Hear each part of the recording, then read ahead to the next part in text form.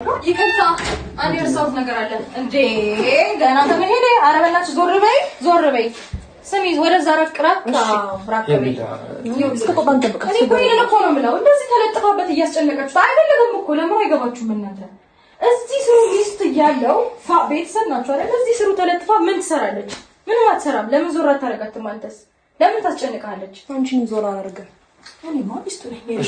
እሺ ሄዳችሁ ነበር ወጣ በቃ ደህና አይደልኝ እሺ ጌሽ ቻው እሺ እየተንገበገብሽ ጌሽ እንደዛ አርጊዎች እየተጎዳችሁም ቢሆን የዋህነት ለመረጣችሁ ሰዎች ከጥላቻ ፍቅርን ያስቀደማችሁ ሰዎች ከልክ በላይ ጠንካራ እንደሆናችሁ ልነግራችሁ ፈልጋለሁ ልቡ በጥላቻ የተሞላ ሰው የእናንተ የዋህነት እንደ ድክመት ተጠቅሞ ቢጎዳችሁም ግን ሰው መስጠት የማይችለው ትልቅ በረከት ከእግዚአብሔር ትቀበላላችሁ እኔ ምላውሽ ተረጋጋ አይደል አረፍካ በቃ ማለት አሁን እዚህ ረጅም ሰዓት ቁጭ ስላለን ወደ ቤት እንሄድ አንደም እነሱ እንዲረጋጉ ደህና እንዲሆኑ ምናምን ወደዚህ መጣን ሶ ወደ ቤት እንሄድ ሲቀጥል ደግሞ ነገ መንገድ ያለበት ሰዎች ነን ምን ማለት ነው ከዚህ ጭንቀትም ከዚህ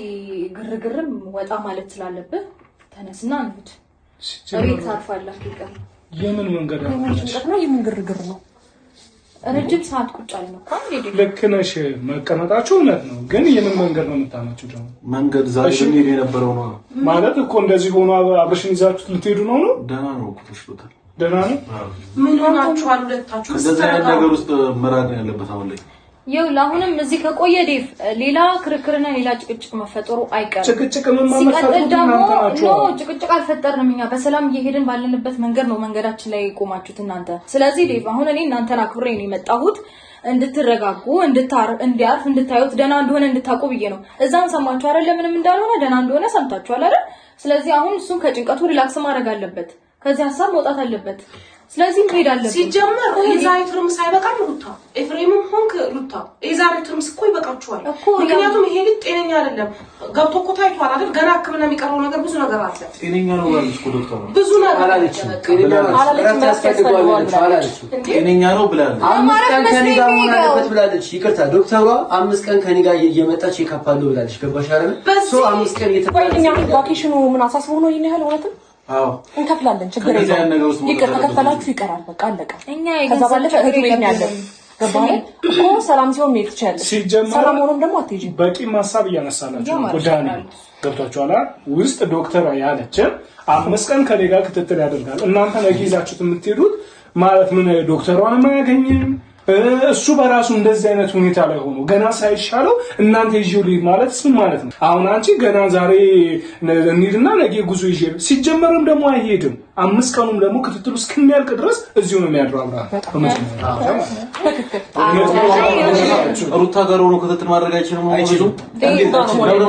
አለችው እቱ ጋር ተቀምጦ 5 ቀን ቼክአፕ ያድርገው ካሉ ረፍት ያስፈልገው ዶክተር ሆስፒታል አለኝ ነበርኩኝ እሺ ረፍት ያድርግ ነው ያለችው እናንተ ካላችሁበት ኢንቫይሮንመንት ነፃ ይውጣ ብላለች ሰላም እየነሳሻለሽ እኮ እየመጣሽ ሰላሙን እየነሳሻለሽ አንቺ ነሽ ለምንድነው እህቱ ቤት ነው መቀመጥ ያለበት አይቻልም አለቀ ምን ነው አሁን አንድ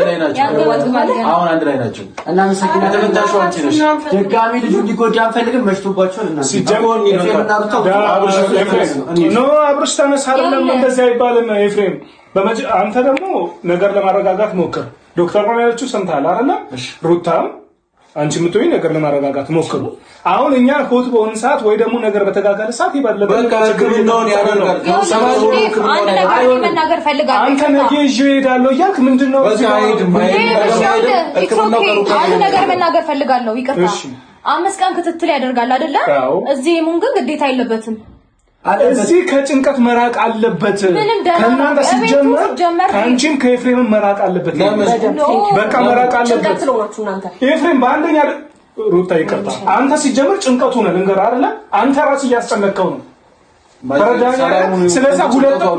ሁለታችሁም ሲጀመር አታስፈልጉም ለጊዜው ገብቷችኋል አይደለ ይሄ ልጅ ህክምናውን እስከሚጨርስ ድረስ እናንተ ብትችሉ ቤታችሁ አርፋችሁ ቁጭ ባሉ ከ5 ቀን በኋላ እኔ ራሴ ይዤው እመጣለሁ አብርሽ